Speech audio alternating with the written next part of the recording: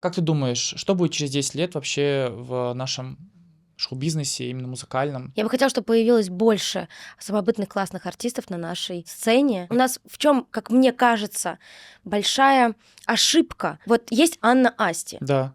У нее определенный почерк, определенные треки. Все очень взаимосвязано. Вот у нее все треки похожи реально между собой. Она условно задает вот какой-то фон для других артисток. Ну да, тренд такой. Да, но это странно делать то же самое. Это не факт, что ты будешь в топе. Понимаешь? А хочется, чтобы были разные артисты, и на всех хватало слушателей. Я бы хотела, чтобы наша индустрия стала более разножанровой, разносторонней, чтобы были крутые шоу, чтобы мы как-то взаимодействовали друг с другом, чтобы у нас были классные коллабы. Понятно, что всем нужно зарабатывать деньги и все такое. Все понятно. Но хочется, чтобы было больше имен, которые действительно этого достойны на музыкальной нашей сцене.